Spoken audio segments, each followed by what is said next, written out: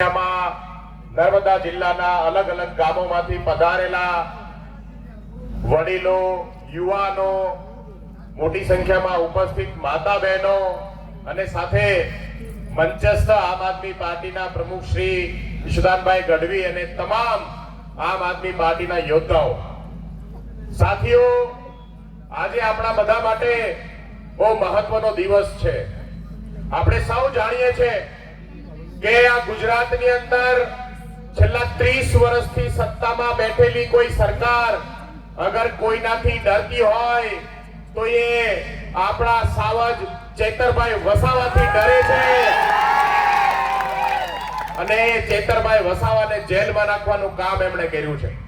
સાથીઓ, આજે ગુજરાતની અંદર છેલ્લા 30 વર્ષથી એકની એક સત્તા જે સત્તામાં બેઠી છે, એકની એક પાર્ટી જે સત્તામાં બેઠી છે, એમને અહંકાર છે કે આ સત્તા એમના બાપની છે ને આ સત્તા કાયમ છે.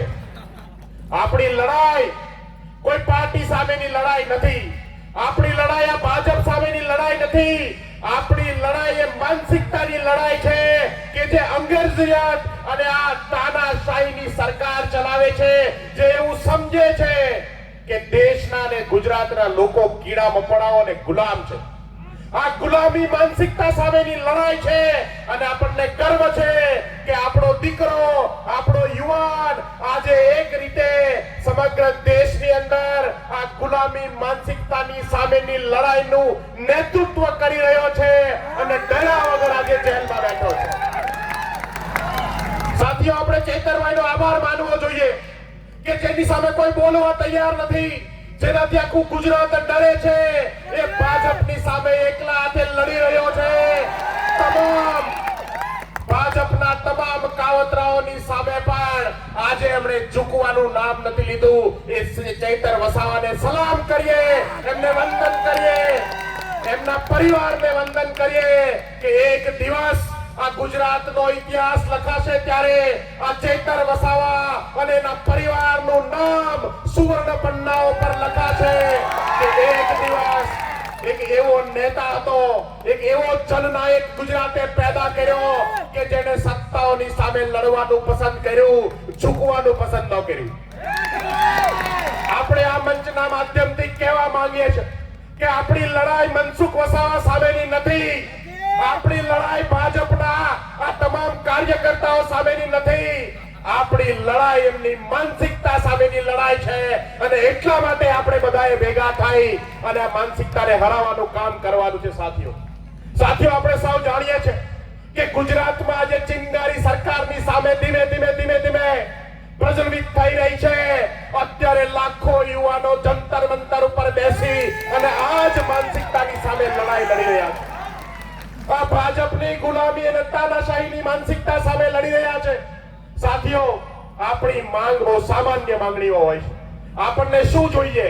આપણને સારું શિક્ષણ જોઈએ, આપણા બાળકો માટે રોજગાર જોઈએ, આપણા હાથને અને આપણા ખેતરની અંદર આપણે કામ કરી શકીએ અને આપણા પરિવારનું ભરણ પોષણ કરી શકીએ એવો માહોલ જોઈએ.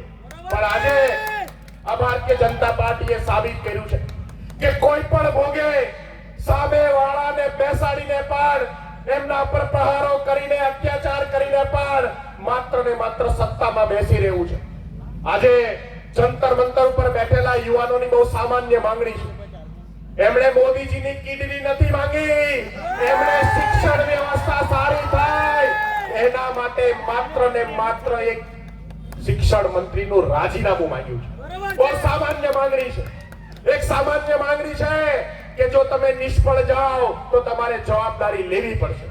આજે હું આપ સૌને કહેવા માંગુ છું કે છેલ્લા 14 વર્ષથી ગુજરાતમાં ડબલ એન્જિન સરકાર છે, પણ ગુજરાતની અંદર પણ 35 જેટલા પેપર લીક થયા અને આપણા બાળકોના ભવિષ્યને અને આપણા બાળકોની નોકરીઓ છીનવવાનું કામ આ સરકારે કર્યું છે.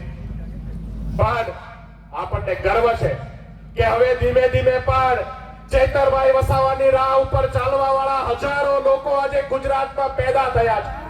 ગુજરાતની અંદર આજે આ ક્રાંતિનું બીજ વાવવા વાળાને ગર્વ થાય કે ગુજરાતની અંદર ધીમે ધીમે પણ ગુજરાતના લોકો એક થઈ રહ્યા છે. સાથીઓ, આપણે બધાએ ભેગા થઈ એક થઈ અને ગુજરાતની અંદર આ તાનાશાહી માનસિકતાને ઘર ભેગી કરવાનું કામ આગામી 27મી ચૂંટણીમાં કરવાનું છે।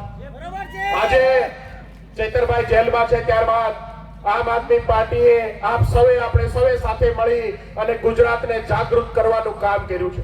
નર્મદા જિલ્લાના આમ આદમી પાર્ટીના કાર્યકર્તાઓએ આપ સૌએ ઘરે ઘરે જઈ અને આ 1.5 લાખ જેટલી સિગ્નેચરો આપણે ભેગી કરી છે। આ પત્રો આપણે કલેક્ટરના માધ્યમથી રાષ્ટ્રપતિ સુધી પહોંચાડવાના છે। આપણે રાષ્ટ્રપતિશ્રીને કહેવા માંગીએ છીએ કે સરકારે કરેલું દમન ખોટું છે, ચેતરભાઈ વસાવા પર કરેલો કેસ ખોટો છે અને ચેતરભાઈ નિર્દોષ છે। માત્ર ને માત્ર એના અવાજને દબાવવા માટે કરેલું આ સરકારી નાટક છે। સાથીઓ, આવી જ રીતે આપણી અહીંયાથી શરૂઆત થઈ। આપણે છોટા ઉદયપુર, પંચમહાલ, દાહોદ, ગોધરા, અરવલ્લી, તાપી, ભરૂચ, સુરત, નવસારી તમામ જગ્યાએ લોકો વચ્ચે જઈ સિગ્નેચરો કરીને આ પત્રોને આપણે રાષ્ટ્રપતિ સુધી પહોંચાડીશું। આપણે કહેવા માંગીએ છીએ કે ચેતરભાઈ એકલા નથી। ચેતરભાઈ સાથે માત્ર આદિવાસી સમાજ નહીં, ચેતરભાઈ સાથે સમગ્ર ગુજરાત ઊભું છે। ચેતરભાઈ ગુજરાતની આવતીકાલ છે, ગુજરાતનો આવતીકાલનો ઉગતો સૂરજ છે। ચેતરભાઈને અમે ડૂબવા નહીં દઈએ। તમારી આટલી વિશાળ સંખ્યામાં ઉપસ્થિતિ એ વાતની સાબિતી છે કે એક દિવસ ચેતરભાઈ છૂટશે પણ અને ચેતરભાઈ આ ભારતીય જનતા પાર્ટીને ઘર ભેગું કરવાનું કામ આ ચેતરભાઈ વસાવા કરવાના। સાથીઓ, અહીંયાથી આ સભા પતે પછી આપણે શાંતિપૂર્ણ રીતે બધાએ માર્ચ કરી અને કલેક્ટર કચેરી જવાનું છે। હું આપ સૌને વિનંતી કરીશ કે આપણે સાથે ચાલીશું અને વિશાળ સંખ્યામાં આપણે બધા કલેક્ટર કચેરી પહોંચી અને આ તમામ જે સિગ્નેચરો કરેલા પત્રો છે એ પત્રો આપણે ત્યાં પહોંચાડવાનું કામ કરવાનું છે। એ સાથે આપ સૌ અહીંયા લાગણીવશ ચેતરભાઈના સમર્થન માટે આવ્યા છો। આપ સૌને વિનંતી કરીશ કે હવે આસપાસના વિસ્તારની અંદર આપણે જ્યાં પણ કામ કરતા હોઈએ, જ્યાં પણ આપણા સગા સંબંધી હોય, તમામ લોકોને જગાવવાનું કામ કરો। ધીમે ધીમે દેશ એક થઈ રહ્યો છે। ધીમે ધીમે દેશ આ તાકાતવર લોકોની સામે ઊભો થઈ રહ્યો છે। મને વિશ્વાસ છે કે ગુજરાતની અંદરથી એ શરૂઆત થશે। 2027માં ગુજરાતમાં પહેલા હરાવીશું અને 2029 ની અંદર દિલ્હીની ગાદી પરથી ભગાવવાનું કામ આપણે બધાએ ભેગા થઈને કરવાનું। સાથીઓ, આપ સૌનો આભાર। આપ સૌ મોટી સંખ્યામાં ઉપસ્થિત રહ્યા એ બદલ આભાર। ભારત માતા કી જય, જય જોહાર।